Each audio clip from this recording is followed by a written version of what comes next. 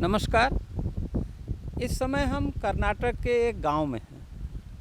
उडुपी से करीब 25 किलोमीटर दूर टेकटी इस गांव का नाम है। कोटा हाँ। कोटा भी है और तेक्कट्टे हाँ, दो नाम है। दो नाम है दो के बीच में है ये। और समुद्र के किनारे है बिल्कुल समुद्र है। और सूर्यास्त होने वाला है।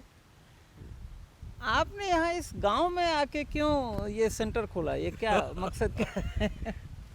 मूलतः जन्म तो गंगा के किनारे फर्रुखाबाद में, और परंपरा वृंदावन की हम लोगों की है। गोस्वामी लोग। हाँ, राधा रमण गोस्वामी परंपरा को हम लोग बिलोंग करते हैं। देखिए, उडुपी भी भगवान कृष्ण का स्थान है। ये दक्षिण भारत का वृंदावन है और हम वृंदावन को बिलोंग करते हैं। देखिए, ये जो सब चीज़ें विधि मनुष्य की कल्पना के परे है। पेजावर मठ के स्वामी जी विश्वेश तीर्थ जी 1990 में जब अयोध्या बाबरी मस्जिद का जब इशू था, उसमें पर सभी लोगों को जेल में डाला जा रहा था। उसमें पर फर्रुखाबाद के क्रिश्चियन इंटर कॉलेज में उडुपी के मध्वाचार्य, उस समय पे जो 8 मठ है उनमें से एक मठ है पेजावर मठ, उसमें विश्वेश तीर्थ जी, अब तो उन्होंने अपना शरीर त्याग दिया है, वो हमारे फर्रुखाबाद में आए थे। तो उनका पिताजी से काफ़ी अच्छा स्नेह बना and then he was a reason, वो निमित्त बने मुझे उडुपी लेके आने के लिए। तो मैं उन्हीं के कारण मैं उडुपी आया और उडुपी में फिर यहाँ पर जो एक SDM आयुर्वेद कॉलेज है 1994 में, तो वहाँ पर मुझे ग्रेजुएशन में एडमिशन मिला। फिर ग्रेजुएशन हुआ, फिर दोबारा भीष्मनगर फर्रुखाबाद के प्रति रुख किया। आप गए वहाँ, आपने वहाँ क्लिनिक खोला, लोगों की सेवा की, फिर आपने सोचा MD करना चाहिए। फिर MD करना चाहिए। फिर आ गए और अब की बार जब आए तो उडुपी ने फिर जाने नहीं दिया। नहीं, वो आपने MD किया आयुर्वेदाचार्य से। मेरी जिज्ञासा ये है कि मैंने ये आपका जो आश्रम है मैत्रेय आयुर्वेद आश्रम, तो उसमें मैंने देखा कि आपने एक बिल्कुल फोकस्ड पंचकर्म क्लिनिक और रिसर्च सेंटर खोला है। तो पंचकर्म पर ही इतना फोकस क्यों है? देखिए, आयुर्वेद में शोधन, शुद्धि एक बहुत बड़ा एक चिकित्सा का एक पार्ट है। जैसे कपड़ा यदि गंदा है तो आप उस पर कलर नहीं चढ़ा सकते। शरीर को आपको व्याधि मुक्त करना है तो वो बाद की बात है। पहले जो अब आप घर की सफाई करते हैं साहब। वैसे फर्रुखाबाद में कलरिंग भी होती है। हाँ हाँ, साधों का उस जमाने में बहुत बड़ा एक पूरा वो था जहाँ पे कलरिंग का पूरा कार्य था। आपने ये उपमा वहाँ से हाँ, ये नहीं, हमारे चरक ने कही है। चरक ने कहा है कि कपड़े जैसे रंगे जाने हैं तो पहले साफ करे जाएंगे। गंदे कपड़े पे कोई रंग नहीं चढ़ता। तो वैसे ही शरीर यदि शुद्ध नहीं है तो उसके ऊपर ये बढ़िया बढ़िया जो दवाइयाँ हैं, ये जो अमृत जैसी आयुर्वेद की, ये कार्य नहीं करती। तो जब आयुर्वेद के ये जो कंसेप्ट है, एक बहुत नॉर्मल कंसेप्ट है। बच्चे को यदि जरा भी शरीर में उसके पेट में गंदगी पहुंची तो फौरन उल्टी करता है वोमन, या उसको लूज मोशन हो जाएगा। बच्चों से आप देख लीजिए, बॉडी उसको रिजेक्ट कर देती है। ये जो लोग ड्रिंक्स करते हैं, जो अगले दिन उनको हैंगओवर क्यों होता है? बॉडी रिजेक्ट कर रही है उसको। आप देखिए, पशुओं में भी ये नियम है कि यदि उनका आरोग्य खराब है तो वो इमीडिएटली बॉडी में उसको थ्रो आउट करेंगे। तो बॉडी का एक कुदरती इस नियम को आयुर्वेद के लोगों ने अपना एक सिद्धांत बनाया कि शरीर को पहले आप साफ करिए, इसके अंदर जो अनवांटेड चीज़ें हैं वो आप हटा दीजिए। तो ये 5 क्या चीज़ें हैं जिनसे साफ करते हैं आप? देखिए, ऐसा है, पंच का मतलब ही है यहाँ पर ये एक, मैं इसको ये मानता हूँ, ये एक संकेतात्मक है, सूचनात्मक है। पंच का मतलब होता है पंच परमेश्वर। गांव में भी पंच होते हैं, सरपंच होते हैं। 5 का मतलब इट्स ए कंप्लीट नंबर है वास्तव में देखा जाए। वैसे इन जनरल ये भी कहा जाता है कि 5 कर्म हैं। देखिए, एक तो वमन, उल्टी करा करके पूरा पेट साफ करना। दूसरा है विरेचन, पूरा लूज मोशन करके पूरा इंटेस्टाइन्स का पूरा साफ करना है, तो गैस्ट्रो इंटेस्टाइनल क्लिनजिंग। पर ये वहाँ तक सीमित नहीं है। लीवर भी पूरी तरीके से, हमारे जितने पेशेंट आते हैं हम उनका ट्रीटमेंट के पहले ब्लड टेस्ट कराते हैं, पूरा लीवर फंक्शन टेस्ट, किडनीज का सब, और ट्रीटमेंट पूरा होने के बाद में कराते हैं। तो हम देखते हैं कि जिनकी ALT AST बहुत हाई होते थे वो नॉर्मल हो जाते हैं। तो सारा जितना भी है GI, लीवर, पैनक्रियास सब अपने आप में ठीक होता है। तो ये तो 2 हो गए। तीसरा होता है नस्य कर्म। नासा ही शिरसो द्वारम, शिरस का द्वार है तो जितना भी गंदगी सब निकालने के लिए। और चौथा हमारे बोला गया बस्ती कर्म। तो बस्ती भी इसमें क्या है कि 2 तरह की होती है। एक होती है अनुवासन, जो ऑयल बेस्ड एनिमास है, जो स्ट्रेंथ देते हैं, और आस्थापन, जो इतना बढ़िया काम करा गया है साहब आयुर्वेद में। आप इसकी कल्पना नहीं कर सकते हैं कि पानी और ऑयल कभी मिक्स नहीं होता ना। यहाँ पर वो इतनी अच्छी एक सिस्टम है कि उसको वो ऑयल और पानी का एक 15 मिनट तक they remain in a same substance. हाँ, डिसइंटीग्रेट नहीं करता वो। और that is the time when we administer in the body. तो ये जो एक पंचकर्म है, ये पंचकर्मा को हम इसलिए करते हैं क्योंकि इससे बॉडी एकदम शुद्ध होती है। उतना ही नहीं है, उसके बाद में हम साथ साथ आयुर्वेदिक ट्रीटमेंट्स भी देते हैं। आपकी बॉडी की स्टडी करके देखिए, आयुर्वेद जो है वो इसलिए एक स्पेशल है, ये कस्टमाइज्ड है। हाँ, ये हर आदमी का अलग अलग स्वभाव, प्रकृति, गुण है। वात, पित्त, कफ जिसको आप लोग बोलते हैं, डाइजेस्टिव सिस्टम कैसा है, उसका सर्कुलेटरी सिस्टम, नर्वस सिस्टम कैसा है, और जो लुब्रिकेशन कफ जो है बॉडी का कैसा है। तो आप हर एक व्यक्ति का अलग संतुलन देख के आप लोग करते हैं। ये तो आपका उसमें जो प्रश्न था, पहला प्रश्न, उसका उत्तर वहीं रह गया, यहाँ पर समुद्र के किनारे क्यों खोला। अब आप ये देखिए, आप आज के समय में किसी को, कौन जाना चाहता है अस्पताल? कोई नहीं। आप कंक्रीट जंगल में बैठाएंगे, उसको नहीं हो सकता। नहीं, अस्पताल इसलिए भी नहीं जाना चाहते हैं कि वहाँ आप एक बीमारी लेके जाते हैं ठीक कराने के लिए, वहाँ से 2 बीमारी और ले आते हैं। वो इतने बग हो गए हैं वहाँ, इतने बैक्टीरिया इतने हो गए। बैक्टीरिया है, साफ नहीं है। दूसरा ये है कि मनोविज्ञान देखिए आप, एक कोई बच्चा पैदा हो रहा है या किसी का कोई बेचारा नहीं, हाँ, नहीं चला गया उसका, कोई रो रहा है, हाय हाय हो रही है, आप वहाँ पर शांति कहाँ से प्राप्त कर सकते हैं? तो इसलिए निसर्ग में, प्रकृति के बीच में इतना बढ़िया समुद्र देखिए, इतना बढ़िया ये मनोरम स्थान में यदि आपको चिकित्सा दी जाए तो ही बीमारी ठीक हो सकती है। तो मैंने क्या किया, प्रकृति और प्रकृति से ओतप्रोत आयुर्वेद को एक साथ जोड़ करके यहाँ पर ये दक्षिण के उडुपी जिले में इस कार्य को चला रहे हैं। को जरूरत होती है पंचकर्म, कैसे कोई तय करे कि मुझे पंचकर्म की ज़रूरत है? क्या मोटापा से, या नर्वस सिस्टम में प्रॉब्लम है, या जिसको आजकल लोग लाइफस्टाइल डिजीज बोलते हैं डॉक्टर, मतलब किसको ज़रूरत होती है पंचकर्म? पंचकर्मा की आवश्यकता वैसे ही है, ये नित्य कर्म है। ऐसे क्या होता है कि आपके कुछ एक काम ऐसे होते हैं जो आप रोज करते हैं, वो भी पंचकर्मी है, आप बॉडी की सफाई। लेकिन ये जो पंचकर्म जो हम करते हैं, इसमें भी स्वस्थ व्यक्ति भी कर सकता है और रोगी के लिए भी है। स्वस्थ के लिए, जैसे अभी जब बसंत आएगा, बसंत ऋतु आने वाली, बसंत पंचमी आ रही है, तो कफ बढ़ जाता है, तो उसमें और वमन कर्म। गर्मियों में वात बढ़ जाती है, वायु, तो उसमें बस्ती कर्म। जब कार्तिक मास आता है ऑटम में, उस समय पर पित्त बढ़ा होता है, वर्षा ऋतु के बाद में, उस समय पर ये विरेचन कर्म। तो इसलिए हमारे यहाँ ये कहा गया, ये सर्दियों में नस्य कर्म। तो एक एक कर्म बताए गए हैं। लेकिन देखिए ऐसा होता है, इसी का प्रयोग आयुर्वेद में बीमारी को ठीक करने के लिए भी किया गया है, बस्तियों का, विशेष रूप से विरेचन का। जैसे अभी पैरालिसिस किसी को है, तो पैरालिसिस में पक्षाघाते हेतु विरेचनम, तो विरेचन उसके लिए one of the best treatment है। अब जैसे किसी को गठियाबाई है, तो उसमें क्या है कि पहले स्वेदन करा के, मतलब उसको पसीना निकाल करके, फिर उसको हम थोड़ा घी वगैरह देने के बाद में दवाइयों वाला, फिर विरेचन करने को बोला गया है। उसके बाद फिर बोला गया है बस्ती देना, स्पेशल वैतरण बस्ती बोली गई है। अब जैसे ये लंग्स की प्रॉब्लम है, तमक श्वास, तमकेतु विरेचनम, ऐसा करके हमारे यहाँ शास्त्र में कहा गया है कि तमक श्वास मतलब अस्थमा हो रहा हो तो विरेचन करना है। स्किन प्रॉब्लम है तो वमन करना है। अब स्किन के इतने केस आते हैं जिनकी वो स्किन कहीं ठीक नहीं होती, तो वो वॉमिटिंग, वो दवाइयाँ पिला करके, जब हम काढ़े पिला के जब पूरा निकलवाते हैं गंदगी, तो उससे देखिए पेट साफ होता है, नहीं है, केवल स्किन ठीक हो जाती है।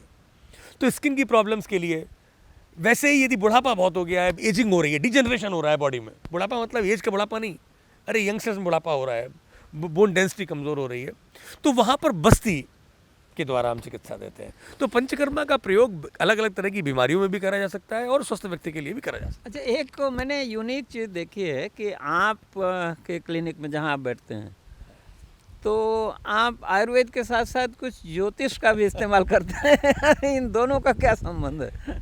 देखिए फटी जी, आप तो बहुत ज्ञानी व्यक्ति हैं और मैंने आपके साथ में यहाँ पर जितने दिन आपका जो हमारा ये सत्संग रहा, मैंने देखा आप सब चीज़ लिख लेते हैं। तो आपने बहुत सारी चीज़ों को लिया है। आपका ये प्रश्न है तो इसका उत्तर मैं यही दूंगा कि पुराने ज़माने में जितने भी वैद्य थे वो सब ज्योतिष के विद्यार्थी भी थे, ज्योतिष के विद्वान भी थे। हिपोक्रेटस की लाइन है that if you don't know astrology you cannot be a physician. देखिए, डायग्नोसिस यदि आप करना चाहते हैं तो उसमें आपकी दो बॉडी हैं, एक तो है स्थूल शरीर और एक है सूक्ष्म शरीर, gross body and subtle body English में बोले तो। ग्रॉस बॉडी को देखना है, मतलब आपके शरीर को देखना है, इसमें रस रक्त धातु कैसी हैं, तो आप वात पित्त कफ नाड़ी देखिए, आपको 90% अंदाज लग जाएगा। अग्नि पूछ लीजिए, व्यक्ति से पूछ लीजिए, उसकी बॉडी का एग्जामिनेशन करिए। लेकिन यदि आप दोस्तों सटल बॉडी को जानना चाहते हैं, सूक्ष्म शरीर के बारे में जानना चाहते हैं, तो वो आप नाड़ी से नहीं पता कर सकते। वो होंगे कोई बिरले जो जान लें, वो चेहरा देख के भी पढ़ लेते हैं, वो है ना लिफाफा देख के मजबूम भाप लेते हैं, और that's a different thing. But if you really want to understand subtle body तो आपको ज्योतिष का सहारा लेना पड़ेगा। उस व्यक्ति का डेट टाइम प्लेस से आपको उसकी जो कॉन्शियसनेस स्टेट है, चित्त, उसकी चेतना कैसी है, ये आप जान सकते हैं। और वो नहीं है तो इस क्षण की जन्म पत्र बना करके आप बहुत कुछ जान सकते हैं उस व्यक्ति के बारे में। तो मुझे सटल बॉडी को जानने में ज्योतिष का सहारा लेता हूँ और ग्रॉस बॉडी को समझने में नाड़ी और जो आयुर्वेद के सिद्धांत हैं उनका। नहीं, अब तो मेरे ख्याल से मॉडर्न साइंस भी ये मानने लगी है कि जो पूरा ब्रह्मांड है, ग्रह नक्षत्र हैं, जो शनि है, शुक्र है, चंद्रमा है, मंगल है, इस सब का असर भी हमारे जीवन पे पड़ता है। और वो कहा है वेदों में कि यथा पिंडे तथा ब्रह्मांडे यथा, तो जो कुछ ब्रह्मांड में है वो हमारे अंदर है, तो उसका असर पड़ता है। इसीलिए जब पूर्णमासी के दिन जब चंद्रमा उगता है तो समुद्र हिलोरे लेता है, तो मन भी हिलोरे लेता है। आप देखिए, ये आपने बहुत प्रासंगिक बात की, मैंने अनुभव किया है। अमावस्या के टाइम पे पानी ऊपर आता है, मतलब हमारी तरफ आ जाता है, पूर्णिमा पर पानी दूर जाता है। एक यहाँ पर एक बहुत पुराने हमारे इस कम्युनिटी में बूढ़े थे, वो नाड़ी देख के मछुआरों को बोल देते थे कि आप मछली पकड़ने जाएं कि ना जाएं। वो अपनी नाड़ी देखते थे और उसको देख करके बता देते कि प्रेशर डिप्रेशन समुद्र में कितना होने वाला है, मौसम कैसा रहने हाँ, वाला। आपका ब्लड जो है अल्कलाइन है, उसमें भी नमक है, अल्कलाइन पीएच है, एसिडिक नहीं है। समुद्र भी अल्कलाइन पीएच है, 70% बॉडी में वाटर है और इस भूमि में 70% जो है वो जल है। तो देखिए, ये जो यत पिंडे तत् ब्रह्मांडे आप जो कह रहे थे ना, वो सत्य है। ये शरीर पूरा एक तरह ब्रह्मांड का एक छोटा सा एक वो है, फॉर्म है। अब इसे आप कितना एक्टिवेट करते हैं, इसी ब्रह्मांड से इसको आप जोड़ेंगे। जैसे ये वायु जो है वो अपना तांडव कर सकती है, वैसे शरीर के अंदर तांडव करती है। अब वही है, वो जो आपसे चर्चा हो रही थी जनपदोध्वंस का, जो आप बात बता रहे थे, मित्रों, मैंने इतने लोग देखे हैं, पर एक पत्रकार, और वो भी एक अपने आप में एक सिद्ध प्रसिद्ध पत्रकार, उसके आयुर्वेद में जो उनका जो ज्ञान है वो अच्छे अच्छे वैद्यों से कम नहीं है। तो ऐसा नहीं है। सत्य है। जनपदोध्वंस तो मज़ेदार बात यह है कि आपके फर्रुखाबाद काम्पिल सिटी में ही वो आत्रेय और पुनर्वसु संवाद जो है अग्निवेश जी का, जिसमें ये बताया है कि भाई कितना पर्यावरण प्रदूषण हो गया है 2500 साल पहले। और कह रहे हैं कि पर्यावरण में जो प्रदूषण है, जो हमारे जीवन के अनिवार्य 5 तत्व हैं, क्षित जल पावक गगन समीरा, उसकी वजह से बहुत लोग बीमार पड़ रहे थे। तो वो चरक संहिता की रचना उस समय हुई थी, वो मैंने जिक्र किया था आपसे एक दिन। अच्छा लगा। तो एनवायरमेंटलिस्ट बनना बहुत आवश्यक है आज के समय में। और लेकिन मैंने एक चीज़ और ऑब्जर्व की आपके यहाँ, मैंने देखा कि आप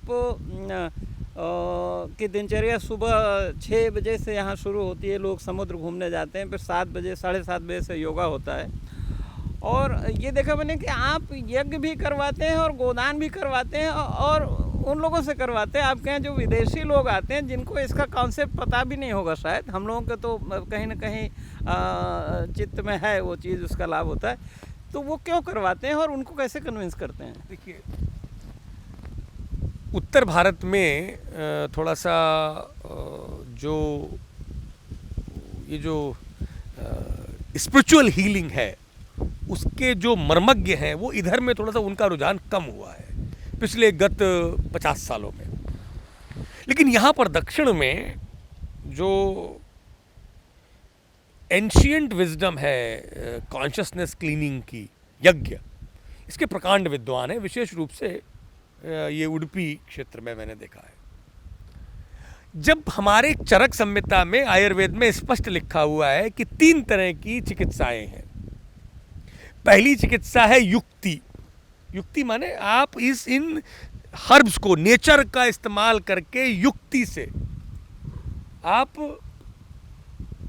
बीमारी को ठीक करते हैं। दूसरा बोला है सत्वजय, माइंड को स्ट्रांग करके।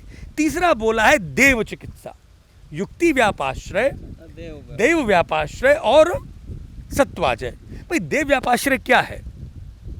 आप उस व्यक्ति के कर्मों का ही, जब कहा गया है कि पूर्व जन्म कृतम पापम व्याधि रूपेण जायते, तो कर्मों का क्षय करना पड़ेगा। और देखिए यदि आपका उद्देश्य सही है, तो हमारा गीता में पूरा गीता है, सिद्धांति है, कर्म के कारण ही बीमारी होती है। अब वो बैंक बैलेंस है, चाहे अभी भोग लो चाहे अगले जन्म में भोग लो।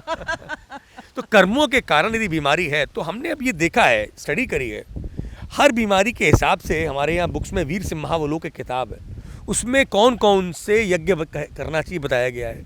उसी हिसाब से हम आयुर्वेद के शास्त्र के हिसाब से कर्म विपाक कराने के लिए मैं यज्ञ वगैरह का सहारा लेता हूँ। देखिए जो बीमारी हमारे पास में आती हैं वो दुनिया में कहीं भी जो ठीक न होते वो केस हमारे आयुर्वेद में आते हैं। और ये भी है कि ज़्यादातर साइकोसोमेटिक में देख रहा हूँ कि बड़े बड़े जो बिजनेसमैन हैं, साइंटिस्ट हैं, उन पे इतना प्रेशर है, बहुत सही बात, प्रेशर है, उनकी स्थिति खराब है। हाँ, रिलैक्स करने के लिए। और देखिए 2 तरह के पेशेंट आपके पास में आएंगे। मन को शांत करने एक तो लोअर मिडिल क्लास जो बेचारा बहुत हार्ड वर्क करता है, फिशरमैन कम्युनिटी है, खेतों में काम करने वाले हैं, उनकी वात वृद्धि हो जाती है, वो आते हैं। दूसरा है ये जो हाई लेवल सोसाइटी के लोग जो फिजिकल काम ही नहीं करते, वो उनको आयुर्वेद में पंचकर्म करा के अच्छा होता है। पर जो बेचारा बीच वाला जो मिडिल क्लास है उसको भी फायदा होता है, लेकिन उसकी मजबूरी है कि उसका EMI चल रहा है। उसने घर ले लिया किराए लोन पे, उसने गाड़ी ले ली लोन पे, छुट्टी भी नहीं मिलती है, 20 दिन की छुट्टी, 21 दिन की उसकी बेचारे को 2-2.5 दिन की छुट्टी मिलती है, तो उसको वो एंटीबायोटिक लेके वो अपने काम पे जाता है, उसकी मजबूरी है। लेकिन अपर मिडिल क्लास का जो व्यक्ति, जो रिच क्लास है, वो अफोर्ड कर सकता है, तो वो बेचारा आता है। और देखिए लोअर मिडिल क्लास बेचारा आयुर्वेद में क्यों आता है? उसे डर लगता है ये अंग्रेजी अस्पतालों से, तो वो यहीं पर ही अपने आप को ठीक कर लेता है। भी बहुत ज़्यादा है। और आखिर में सम अप करने के लिए इस पूरी चर्चा का कि डॉक्टर तन्मय गोस्वामी साहब ने यहाँ उडुपी के पास ये पंचकर्म चिकित्सालय इन्होंने बनाया है आयुर्वेद का। और इसमें जैसा कि बताया इन्होंने कि तमाम युक्तियाँ हैं, तमाम जड़ी बूटियाँ हैं, योगा है, बहुत सारी चीज़ें की जाती है। लेकिन अंत में एक छोटी सी चीज़ जो बच जाती है वो ये है कि आपको मन भी आपका शुद्ध होना चाहिए और ठीक होना चाहिए, क्योंकि मन ही आपके शरीर का ड्राइवर है, संचालक है। तो और गोस्वामी जी, मैं उसमें पढ़ रहा था, गांधी जी का थोड़ा सा मैं पढ़ता रहता हूँ, तो राम नाम एक किताब है उसमें, और उसमें उन्होंने चरक संहिता से कोट किया है। और ये कहा है कि उसमें चरक संहिता में कहा गया है कि विष्णु सहस्त्र नाम में से किसी एक का जाप करने से सारे रोग नष्ट हो जाते हैं। हमारे चरक संहिता में भी लिखा है। नहीं तो इसको गांधी जी ने इसको आम आदमी के लिए, इसीलिए उन्होंने कहा कि राम नाम का जाप करो, अगर कुछ और नहीं कर सकते हो तो राम नाम का जाप करो। तो देखिए स्वास्थ्य जो है वो केवल भोजन से, केवल दवाइयों से, केवल डॉक्टरों से नहीं होता, केवल दिनचर्या से नहीं होता। आपको अपना मन, आत्मा, बुद्धि, अहंकार, ये सब के साथ शरीर का संयोग होता है, और ठीक होते हैं तभी होता है। और डॉक्टर तन्मय गोस्वामी ने इसके लिए एक बहुत सुंदर जगह बनाई है उडुपी के पास, टेकटी गांव में। और फिर कभी आपसे चर्चा होगी इस पे। पहले भी हम लोग चर्चा कर चुके हैं डॉक्टर गोस्वामी से। डॉक्टर गोस्वामी, बहुत बहुत धन्यवाद, आपने समय निकाला है इसके लिए। धन्यवाद आपको और आपके सारे श्रोताओं को। मैं कहता हूँ आगे आने वाला समय भारत का ही नहीं, आयुर्वेद का भी है। आरोग्य अच्छा रखें, और आरोग्य ठीक रखने का मतलब है सिम्टोमेटिक भी ज़रूरी है, क्विक फिक्स एलोपैथी का, लेकिन जड़ से समूल नाश करें अपने रोगों का। यदि आपका आरोग्य ठीक है तो आप धर्म, अर्थ, काम सभी चीज़ों को कर सकते हैं। बहुत बहुत धन्यवाद। बहुत बहुत धन्यवाद आपका।